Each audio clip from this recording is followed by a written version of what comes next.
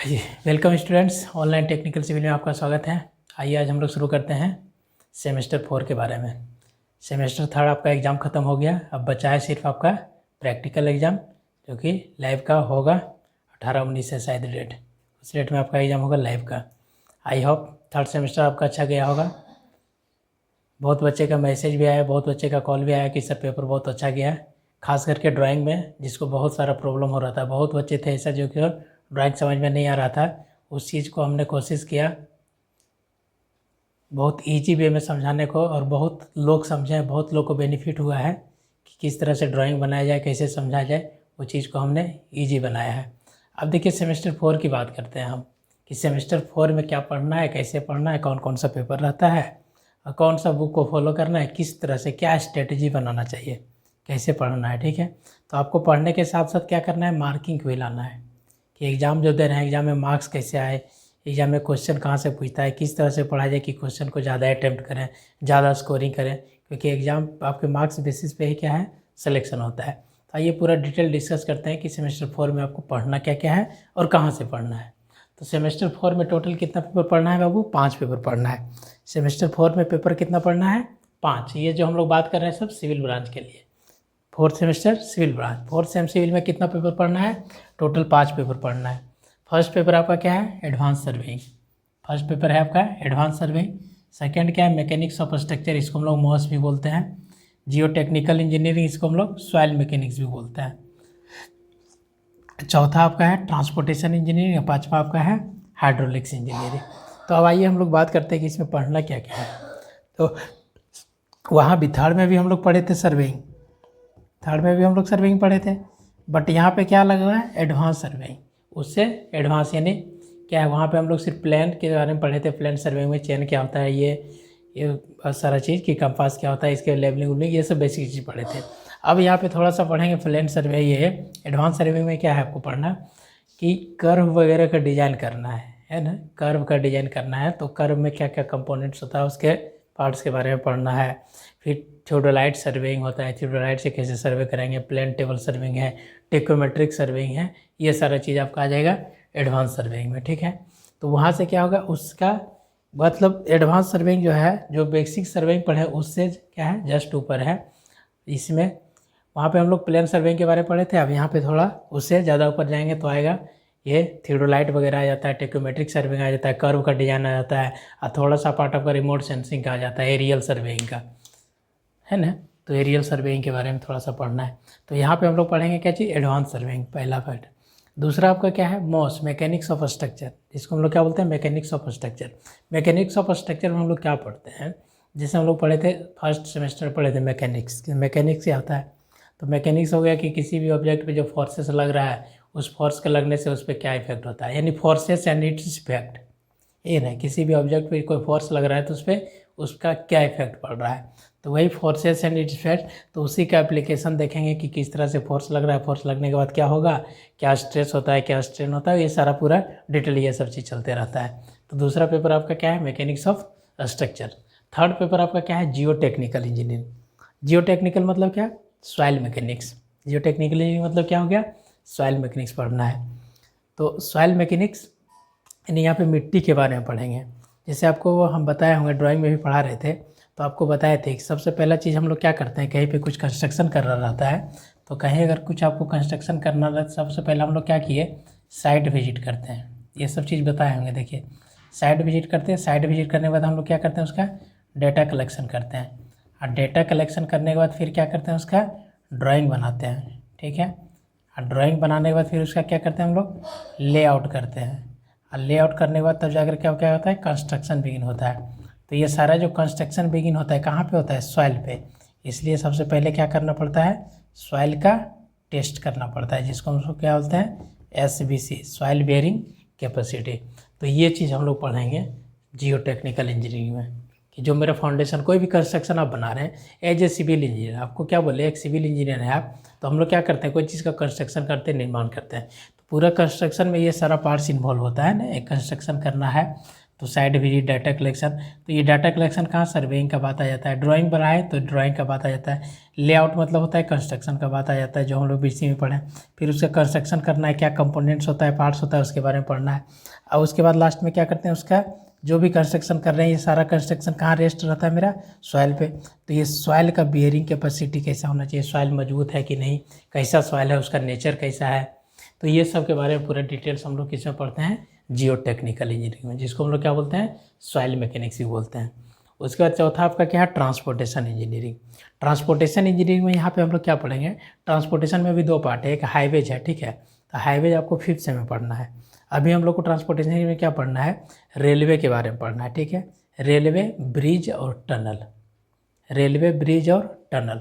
जैसा कि आप लोग जानते हैं कि ट्रांसपोर्टेशन इंजीनियरिंग, ट्रांसपोर्टेशन मतलब, ट्रांसपोर्ट मतलब क्या होता है, यानी एक जगह से आप दूसरे जगह जो जा रहे हैं, तो एक जगह से दूसरे जगह आप कितने सुविधा अनुसार कैसे पहुंच सकते हैं। पहले लोग क्या होता था, बहुत पुराने ज़माने में पैदल लोग चलते थे, पैदल से फिर क्या आया, बैलगाड़ी आया, है ना। फिर धीरे धीरे क्या हुआ, जैसे रोड का निर्माण हुआ, बैलगाड़ी चलना शुरू हुआ।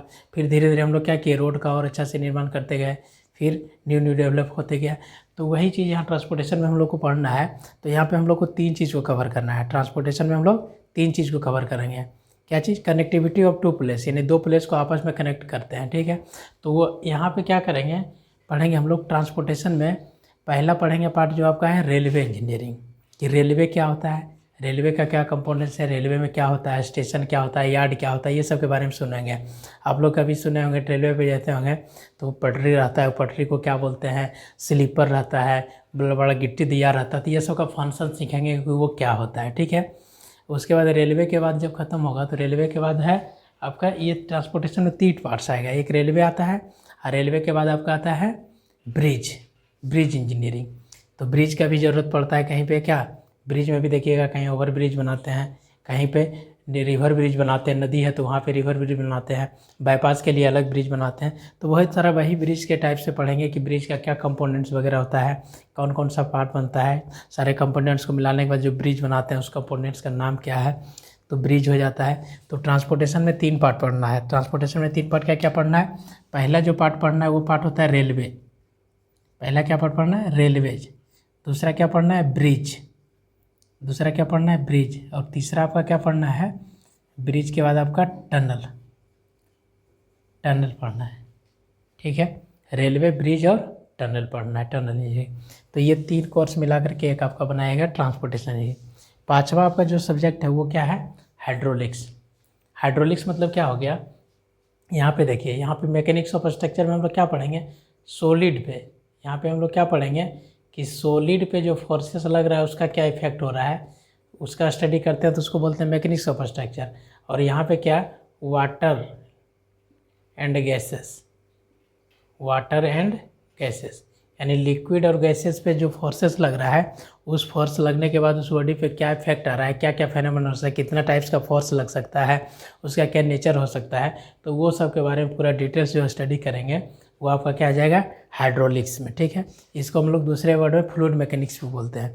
कहीं बुक में देखिएगा तो बुक आपको मिलेगा क्या चीज़, फ्लूइड मैकेनिक्स भी। तो हाइड्रोलिक्स बोले या तो फ्लूइड मैकेनिक्स।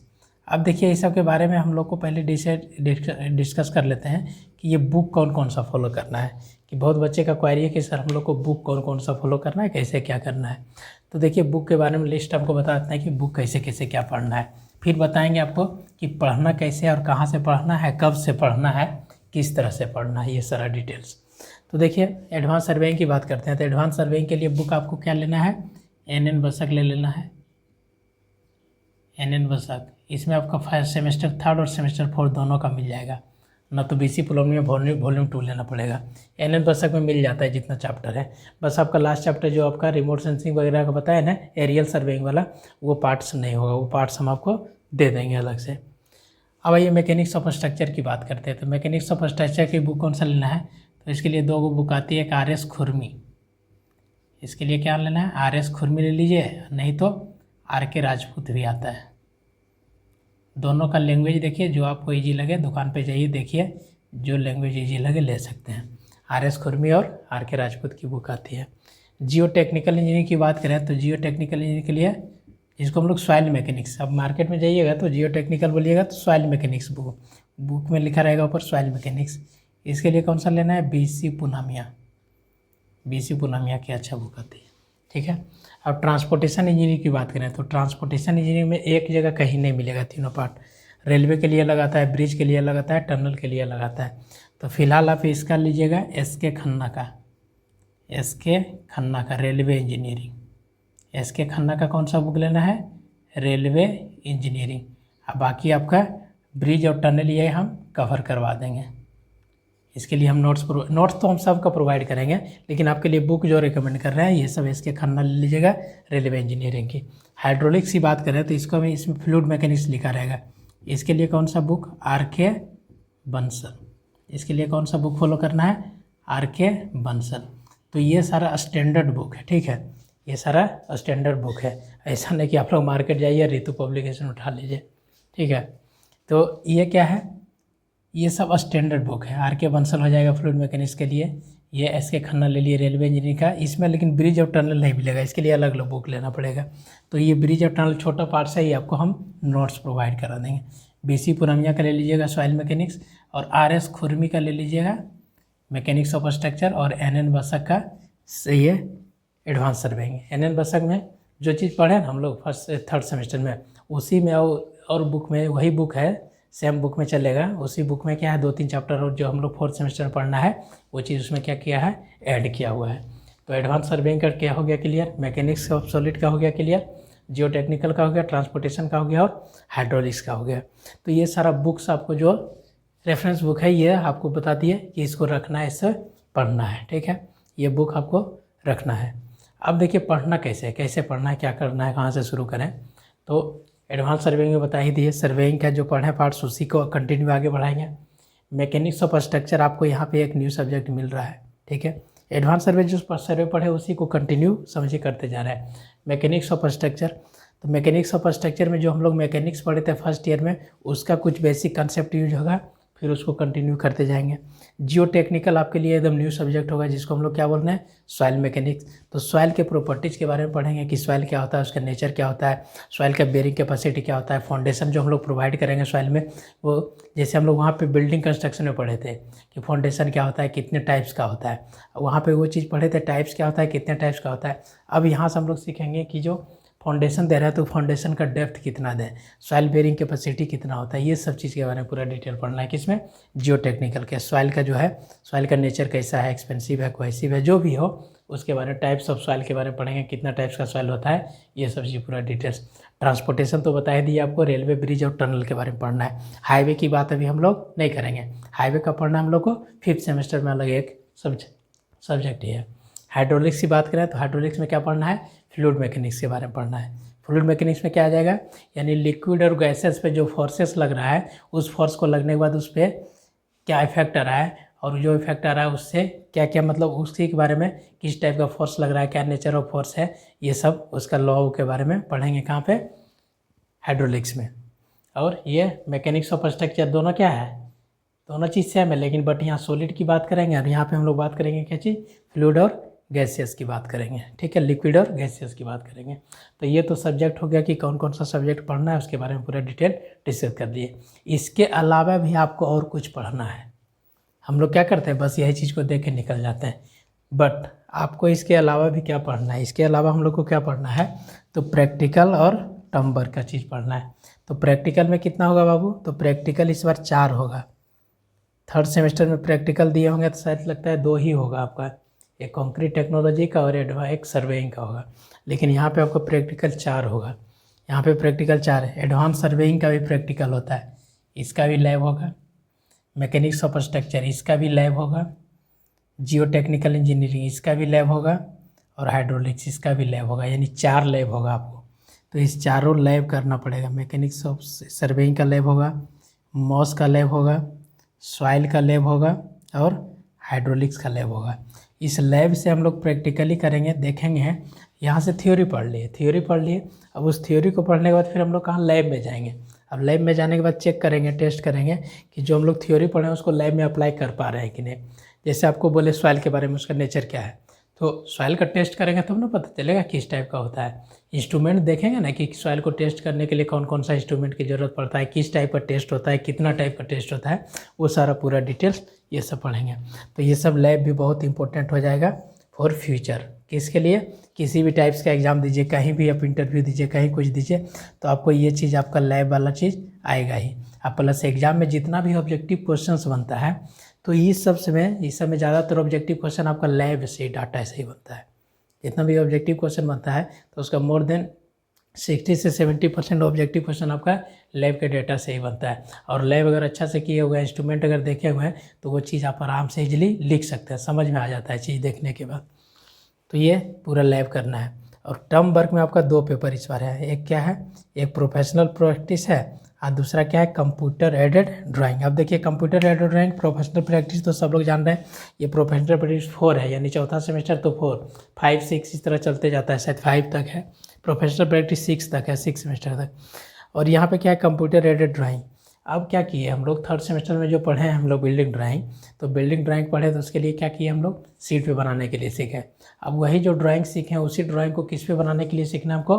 कैड पे बनाने के लिए सीखना है कि ऑटो कैड जो सॉफ्टवेयर होता है, तो उस सॉफ्टवेयर में हम लोग किस तरह से ड्राइंग बनाएंगे, तो वही आपका होता है कंप्यूटर एडेड ड्राइंग। तो कंप्यूटर एडेड ड्राइंग के बारे में पूरा डिटेल हम ही पढ़ाते हैं। कंप्यूटर एडेड ड्राइंग भी ये कि किस तरह से पढ़ाना है, इसको अब सॉफ्टवेयर पे बताएंगे कि कैड पे कैसे पढ़ाना है, ठीक है, कैड पे कैसे बनता है।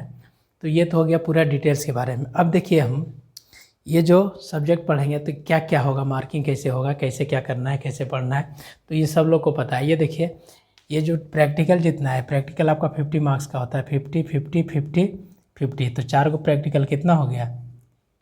4 हो गया, तो 50 50 100 100 200 हो गया, ठीक है। प्लस ये आपका 25 और 25 मार्क्स का होता है, तो ये भी 50 हो गया। तो इधर टोटल कितना हो गया? 250। और यहाँ पे आपका टोटल कितना हो गया? 5 सब्जेक्ट है। तो 5 सब्जेक्ट है, तो 5 सब्जेक्ट मतलब कितना? 100 मार्क्स का होता है। तो 100 मार्क्स का हो गया, तो 5 सब्जेक्ट हो तो कितना हो जाएगा? 500। तो 500 अब प्लस कितना? 250, तो कितना हो गया? 750। यही 750 आपका क्या होता है? मार्किंग स्कोर रहता है कि टोटल जो मार्किंग का लेवल होता है 750 होता है। ये बुक का नाम आप लोग सब लिख लिए होंगे। देखिए यहाँ पे इस तरह से इसको मिटाते हैं। देखिए मार्किंग जो आपका चलता है ना, 100 चलता है। इसका भी 100 होता है, इसका भी 100 होता है, इसका भी 100 होता है, इसका भी 100 होता है, और इसका भी 100 होता है। इसमें 100 में भी आपका जो होता है 30 + 70, 30 + 70, सब लोग तो जान ही रहे हैं। 30 + 70, 30 + 70, 30 + 70। अब देखिए ये जो 30 होता है, 3 6 9 12 15, 15 15, 150, 7 14 13 67 25 35, 35, 350। अब देखिए 150 + 250 कितना हो गया? 250 + 150, 5 5 10 के 0, 2 3 3 1 400। इधर कितना? 350। यानी हम लोग अगर देखा जाए तो 350 नंबर का ओवरऑल जो हम लोग एग्ज़ाम देते हैं एक्सटर्नल एग्ज़ाम होता है। अब बाकी ये 400 का जितना भी एग्ज़ाम होता है ये कहाँ पे है? सारा कॉलेज लेवल का मार्क्स है, ठीक है। तो ये सब चीज़ आपको मेन फैक्टर रहता है, इसको भी ध्यान क्या करना है? गौर करना है, इसको भी ध्यान रखना है कि आपको ज़्यादा टाइम 350 के चक्कर में हम लोग बर्बाद कर देते हैं। ये चीज़ को देखिएगा, 350 मार्क्स के चक्कर में हम लोग क्या करते हैं? कहीं पे गए, डेरा लेकर रहे, फिर पढ़े, ट्यूशन कॉलेज, मतलब इधर कर रहे हैं पर कॉलेज नहीं जाते हैं। आपको पता होगा कि कॉलेज में मार्किंग का क्या सुविधा है, किस तरह से मार्किंग किया जाता है, कैसे आपको क्या करना पड़ेगा? कॉलेज जाना पड़ेगा। इतना मार्क्स को लेने के लिए आपको कॉलेज की तरफ आपको रुख करना पड़ेगा, ठीक है। तो अब बात आती है सर हम कॉलेज तरफ रुक गए, अब इससे कॉलेज में बहुत सारा दिक्कत होता है कि कॉलेज में कहीं पे होता है कि रेगुलर क्लास नहीं चल रहा है, कुछ होता है हॉलीडे ज़्यादा रहता है, बहुत कुछ होता है ऐसा रीज़न कि जिसके कारण मेरा सिलेबस कवर नहीं हो पाता है, कि या तो फिर फास्टली हो जाता है, चीज़ें समझ में नहीं आने लगती है। तो वो सब चीज़ के लिए आपका अल्टरनेट ऑप्शन आपको तैयार करना पड़ेगा। बट आप ये क्या है, एक इम्पोर्टेंट मार्क्स है, इसको आप अवॉइड नहीं कर सकते हैं। किसके चक्कर में? इसके चक्कर में। सब लोग क्या इसके चक्कर में रह जाता है और ये नंबर क्या हो जाता है? दिक्कत हो जाता है फ्यूचर में। ठीक है। बहुत बच्चे का क्वेरी आता है, बहुत बच्चे हमसे बोलते हैं कि सर हमने तो इसमें बहुत ज़्यादा स्कोर किया, 70-80 कर दिया, लेकिन यहाँ पे नहीं हो पाया। तो उसके लिए फिर आपको क्या करना पड़ेगा, जहाँ आपका कॉलेज है उस कॉलेज पे क्या करना पड़ेगा, जाना ही पड़ेगा। आपको वहाँ पे टाइम देना पड़ेगा, लैब करना पड़ेगा, लैब में देखना पड़ेगा, टीचर के सामने प्रेजेंट रहना पड़ेगा, जो भी सर है सर से क्लास आपको अटेंड करना पड़ेगा, जो भी हो आपको रेगुलरली क्लास में बनना पड़ेगा। तो आप समझ गए होंगे कि मार्किंग का स्कोर क्या है, किस तरह से मार्किंग किया जाता है और कैसे क्या क्या होता है। तो 400 आपका एक्सटर्नल और 350 आपका, 350 एक्सटर्नल और बाकी सारा मार्क्स आपका इंटरनल का हो गया। तो ये तो हो गया मार्किंग स्कीम की किस तरह से क्या है। दूसरी बात अब ये भी जान रहे हैं कि मान लीजिए हम लोग पढ़ रहे हैं, तो पढ़ रहे हैं तो किस लिए पढ़ रहे हैं, कि पढ़ लिख के सोचते हैं कि जॉब लग जाए। और आपको बिहार का पता होगा कि बिहार गवर्नमेंट क्या की है, बिहार गवर्नमेंट का रूल है कि सिविल इंजीनियर, खास करके डिप्लोमा सिविल, तो डिप्लोमा सिविल में क्या है, मार्क्स दिखाइए, मार्क्स को दिखाइए, मार्क्स शो कीजिए और जॉब लेके जाइए। अब कोई कंपटीशन एग्ज़ाम नहीं होता है, मार्क्स शो कीजिए आपको नौकरी मिलेगी। तो इस मार्क्स को शो करने के लिए आपके पास क्या चाहिए, मार्क्स चाहिए। आपके पास मार्क्स चाहिए तो मार्क्स कहाँ से आएगा, इंटरनल और एक्सटर्नल दोनों मिला के। तो एक्सटर्नल में आपका कितना है 350, बाकी कितना है 400 एक्सटर्नल में, एक्सटर्नल में 350 और बाकी इंटरनल में 400, हो गया 750। अब 750 में ही आपको स्कोर करना है। तो ये सब चीज़ को भी देखते हुए आपको काम करना है, ठीक है। अभी 70 मार्क्स की बात रहा है, तो 70 मार्क्स में भी देखा जाए तो 70 मार्क्स में भी 20 मार्क्स का ऑब्जेक्टिव क्वेश्चन होता है, 20 मार्क्स का ऑब्जेक्टिव क्वेश्चन होता है, 20 मार्क्स का ऑब्जेक्टिव क्वेश्चन होता है। यानी 50 मार्क्स का आपका जो एग्ज़ाम होता है, अब उस 50 मार्क्स में भी क्वेश्चन क्या होता है, लिमिटेड रहता है। जो सिलेबस है ना, तो सिलेबस में लिमिटेड क्वेश्चन, अगर हम सिलेबस देख के भी 10 को क्वेश्चन बता दें तो 10 में निश्चित है कि वही 4-5 को क्वेश्चन कोई ना कोई रहेगा। तो पढ़ना बहुत लिमिटेड है, बस पढ़ने का तरीका को चेंज करना है। आप जो स्टडी कर रहे हैं उस स्टडी के तरीका को क्या करना है, चेंज करना है, ठीक है। स्मार्ट पढ़ाई करना है, ये न कि सब चीज़ को रट लेना है, बहुत चीज़ें जो बुक है उसको रुक, आपको सिर्फ क्या करना है, आपको टॉप करना है, मार्क्स लाना है। अगर मार्क्स आप ला रहे हैं यानी आप टॉप में हैं, और टॉप में है तो आपका ये जॉब क्या है, सिक्योर है, ठीक है। आपको रिसर्च नहीं करना है, ठीक है। तो हम लोग को ये चीज़ देखना है कि किस तरह से पढ़ा जाए, क्या स्ट्रेटजी बनाया जाए, कैसे बनाया जाए, कि कहाँ से आपको मार्क्स लाना है, ठीक है। पढ़ाई कैसे करना है बाबू, स्मार्ट पढ़ाई करना है, स्मार्ट बनना है, स्मार्ट वर्क करना है, स्मार्ट स्टडी करना है। तो अब देखिए इसको पढ़ने के लिए अब हम लोग को कहाँ से क्या क्या हेल्पलाइन लेंगे, क्या क्या चीज़ करेंगे, कैसे क्या करेंगे। तो ये तो पूरा डिटेल्स बता दिए आपको कि 4th सेमेस्टर में क्या पढ़ना है, कैसे पढ़ना है, नहीं क्या है। अब देखिए आप लोग के लिए, पिछली बार तो हम YouTube पे क्लास लिए थे, आपका पूरा YouTube सेशन चला था, इस बार भी YouTube पे सेशन चलेगा ही, लेकिन YouTube के साथ आपका क्या है, एक एप्लीकेशन हम लॉन्च कर रहे हैं, ठीक है। एप्लीकेशन का नाम क्या है, ऑनलाइन टेक्निकल सिविल। ये मेरा एप्लीकेशन है, ठीक है, ये ऑनलाइन टेक्निकल सिविल, और ये मेरा एप्लीकेशन का लोगो है, इस टाइप का लोगो बना हुआ रहेगा। आप देखिएगा, ये 15 तारीख के बाद इसको डाउनलोड कीजिएगा, तो 15 तारीख के बाद ये होना शुरू हो जाएगा। अभी 2-4 दिन टाइम लग रहा है, इसे अंडर प्रोसेस में, ठीक है। तो ये ऐप है, ये ऑनलाइन टेक्निकल सिविल के नाम से ऐप है, इसी तरह का लोगो बना हुआ रहेगा आपका।